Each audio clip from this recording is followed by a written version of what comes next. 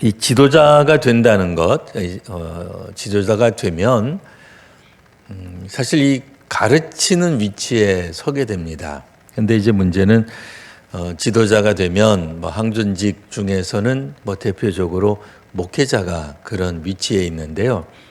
이 목회자가 되면 어지간해서는 잘 듣지를 않아요. 다른 사람이 설교하는 거 잘 안 듣습니다.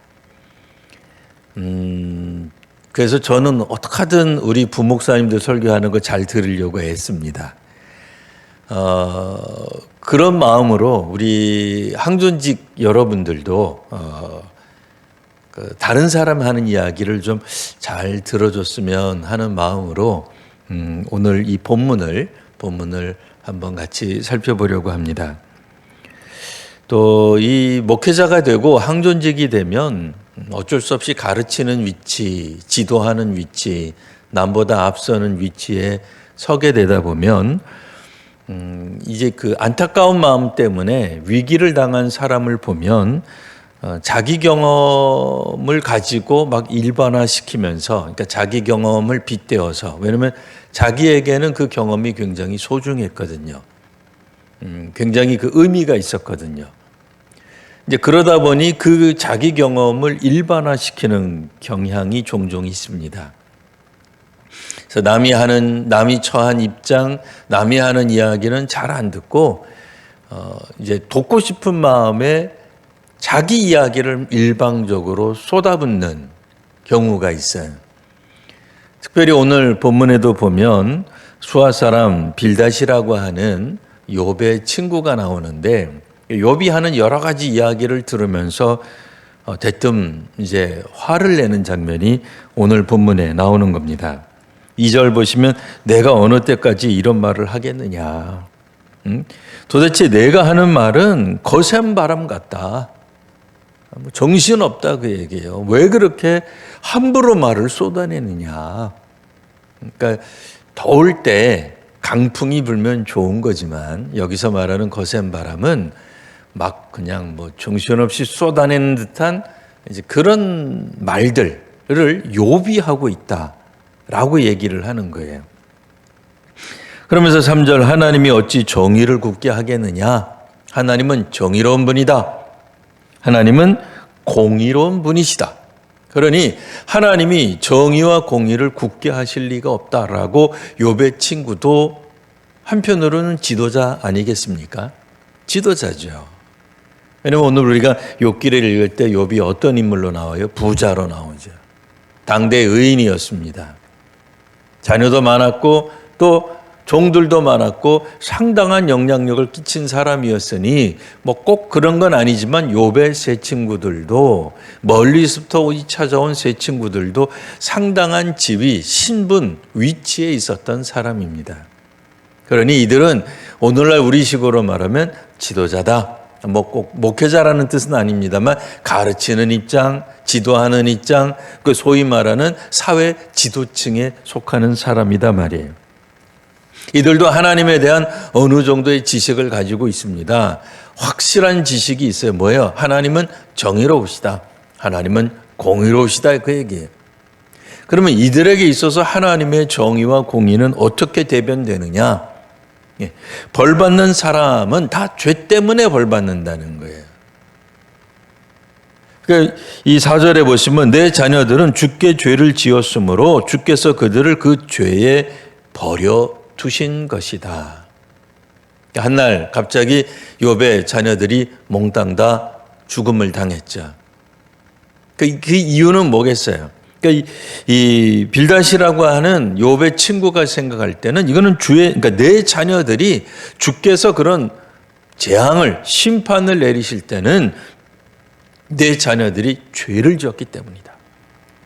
라고 판단을 한 거예요. 그게 그들에게 있어서 정의요 곧 공의였던 겁니다. 하나님은 정의로운 분이시고 하나님은 공의로운 하나님이기 때문에 하나님은 그 죄를 반드시 심판하시는 거예요. 이런 세계관이 또 어디에 있습니까? 예전에 뭐 지금은 그런 생각들 많이 안 하십니다만 예전에 아픈 사람들, 왜 아프느냐? 이게 다 사탄이, 귀신이 역사해서 그렇다는 거예요.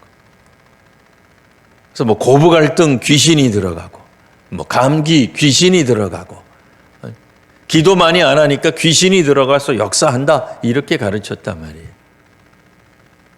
까닭 없는 이유가, 까닭 없는 어떤 일이 벌어지지 않을 것이다, 그 얘기죠. 일본 교회가 왜 그렇게 약하냐? 왜 1%도 예수를 안 믿느냐?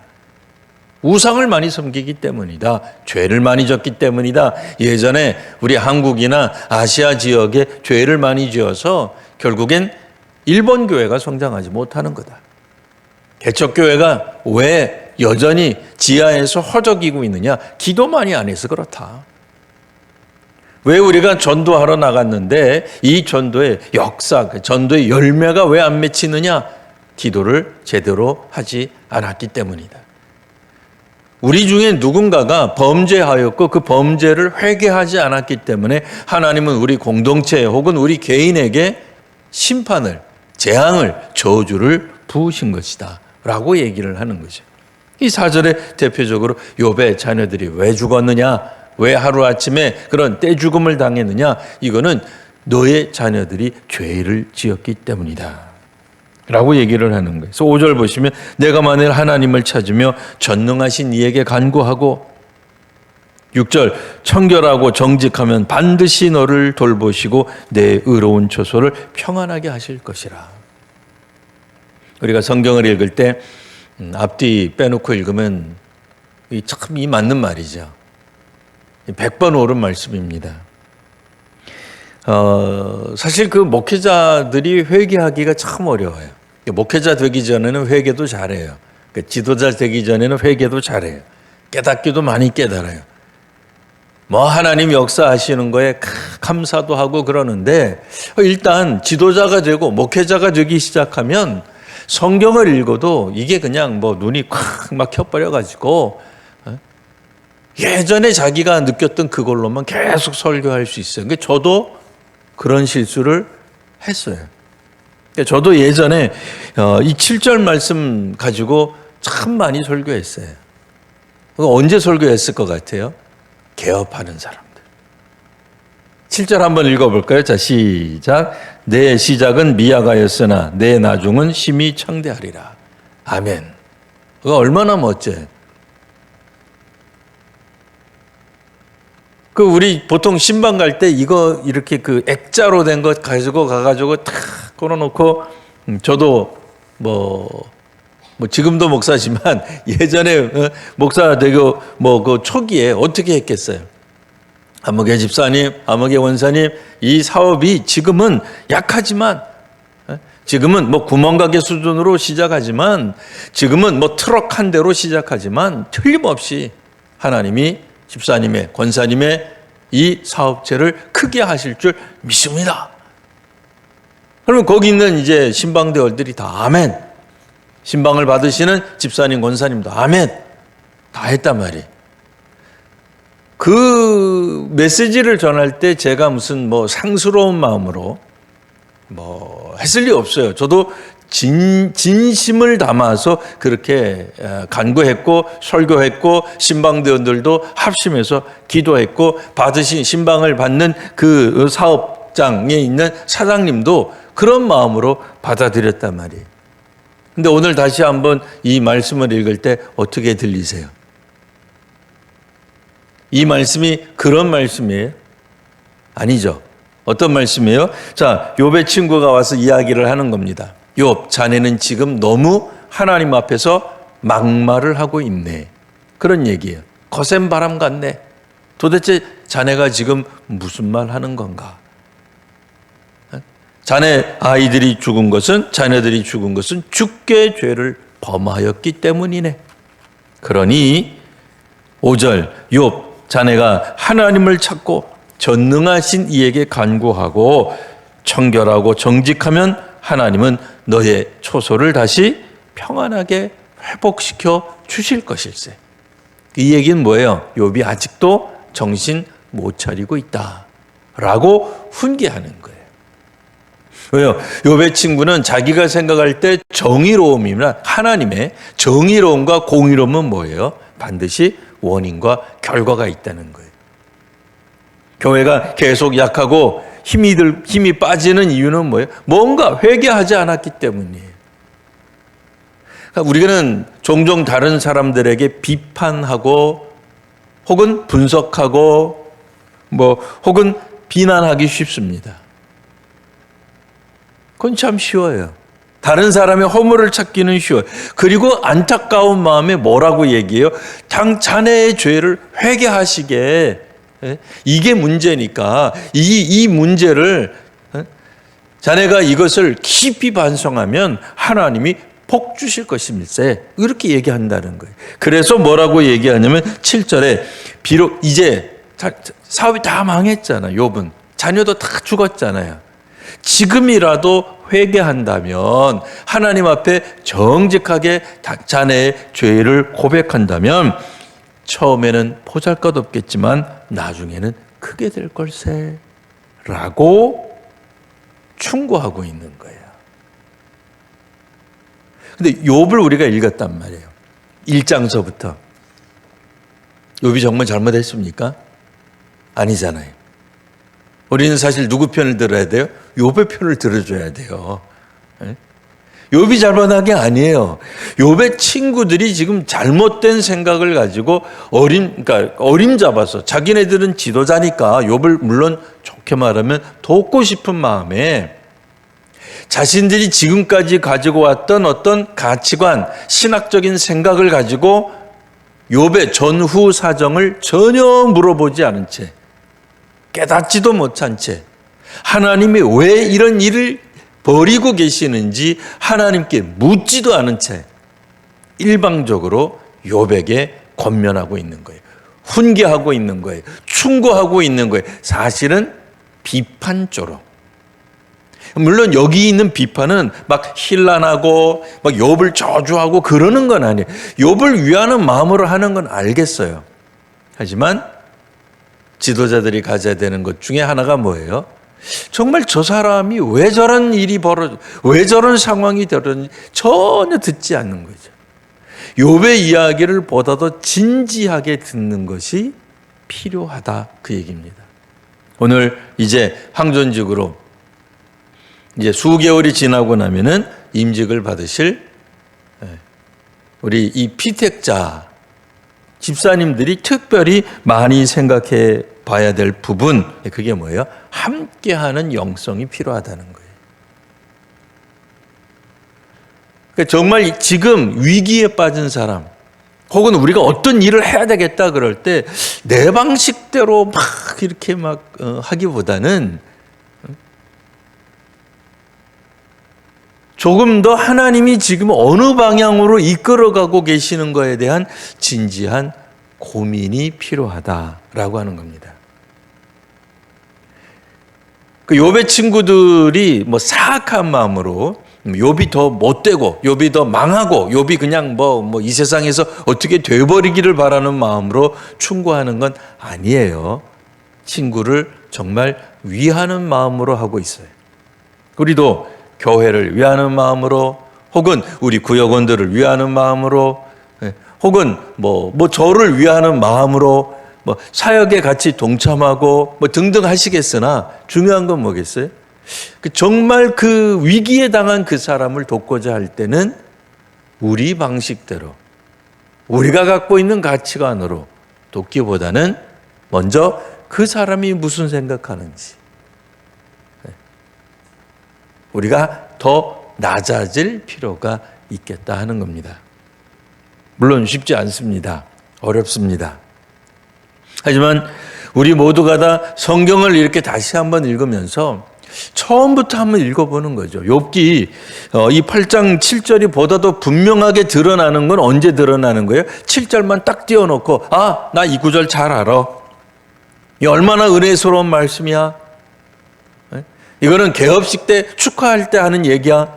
아니라는 걸 배웠습니다. 근데 이거를 분명하게 알기 위해서는 처음서부터 자초지정, 욥기를 천천히 읽어나갈 필요가 있는 거죠. 자, 그렇다고 해서 지금까지 그러면 우리가 이 구절들을 잘못 해석해 왔으니 뭐 우리가 여태까지 했던 모든 축복은 다 헛것이냐, 뭐 그렇게까지 생각하실 필요는 없습니다. 그때는 그때대로 우리가 기쁜 마음으로, 축하하는 마음으로 했다면 이제는 좀 더 하나님의 말씀을 더 깊이 묵상하고 더 많이 아는 거죠. 그러니까 혹시라도 누군가가 이 구절을 가지고 어줍잖게 겹씩 축하 구절로 사용해도 그냥 내버려 두세요. 뭐 꼭 옆에 가가지고 쿡 찌르면서 뭐 개관사 그것도 모르고 당신 이번 주 금요일 날 안 왔지, 뭐 그렇게까지 하실 필요는 없어요. 그것도 이해하고, 왜냐면 좋은 마음으로 하는 거니까. 그러나 틀린 건 우리 알고는 있어야 돼요. 바르게 해석할 줄도 알아야 됩니다. 그러니까 그런 의미에서 오늘 말씀은 그러니까 이 구절을 어떻게 해석하느냐가 아니라 욥의 친구가 선한 마음으로 좋은 뜻으로 욥을 권면하고 있지만, 실상 이 본문 안에서 말을 하는 것은 욥의 친구가 잘못 보고 있다라고 하는 얘기입니다. 욥의 상황을 보다 더 깊이 알고 하나님께서 왜 그런 일을 지금 허락하고 계신, 왜 자기가 지금 위로자와 또한 권면하는 훈계하는 사람의 위치에 놓여져 있는지를 생각한다면, 그러니까 한마디로 요약하면 뭐겠어요? 사역자죠. 욥의 친구는 사역자예요. 권면하는 사람이에요. 안내하는 사람이고 충고하는 사람이고 상담자요, 사역자라고 말할 수 있습니다. 이런 사람들이 가져야 될 기본적인 가치관, 태도, 그러니까 이걸 이제 오늘 성경에서 이제 뒤집어서 읽는 거죠. 욥의 친구가 이걸 못했기 때문에 뒤집어서 읽는 겁니다. 물론 어렵지만, 쉽지 않지만 상당한 노력들이 필요하고 시간들이 필요하지만 좀 우리가 시간을 투자하고 그 사람과 더불어 욥을 돕는 거라면 욥을 잘 이해를 해야 돼요. 교회를 우리가 섬긴다면 우리 교회를 잘 이해하셔야 돼요. 만약 선교지를 도우려고 한다면 선교지가 어떤 곳인지를 잘 알아야 돼요. 그냥 우리가 아는 식으로, 한국에서 했던 식으로 가서 그냥 확 도우면 되지 뭐. 여기 병원이 없는데 병원 하나 차려주면 되지 뭐. 여기 학교가 없네, 무식해서 그러니까 학교 세워주지 뭐. 그게 아니에요. 그렇게 하는 게 아니에요. 시간을 두고 그곳에 어떤 역사가 있었는지, 어떤 삶을 살아왔는지, 그래서 우리가 정말 무엇을 섬겨야 하고 도와야 할지, 내가 가진 것으로 물론 돕는 거지만 내가 가진 가치, 내가 가진 경험을 너무 일반화시켜서, 그게 마치 무슨 도깨비 방망이 있냐, 아무데나 적용하면 다 그냥 뚝딱 해결될 것처럼 너무 성급하게 돕지 마시고 잘 살펴보신 다음에 그 다음에 돕는 마음이 필요하겠다라는 말씀입니다. 오늘 이 말씀을 다시 한번 생각해 보면서 우리가 정말 이제 앞으로 도울 사람들이 많을 겁니다. 도와야 될 역할도 많을 거고, 또 그런 장소에 우리 하나님께서 우리를 사용하실 겁니다. 그때 특별히 사역자들은 더더욱 그곳에서 하나님이 기뻐하시는 방식이 무엇인지 더욱더 깊이 연구하고, 또 세월을 두고 보면은 다르게 보이는 면이 분명히 보일 거예요. 그래서 돕고자 하는 이에게 필요한 것, 다른 사람을, 상황을 잘 듣고 살피는 마음, 그 마음을 위해서 이 시간 함께 기도해 주시기 바랍니다. 기도하겠습니다. 아버지 하나님, 이제 귀한 임직을 또 앞두고 있는 우리 여러 또 피택자 분들이 계십니다.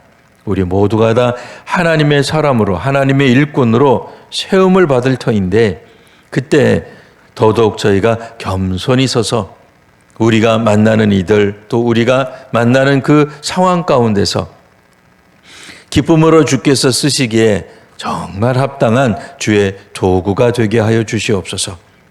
오늘도 다시 한번 기도의 자리로 나아가며 하나님의 말씀을 읽으며 그 말씀 가운데서 우리 자신을 잘 발견하는 저희들이 되게 하여 주옵소서. 예수님 이름으로 기도합니다. 아멘.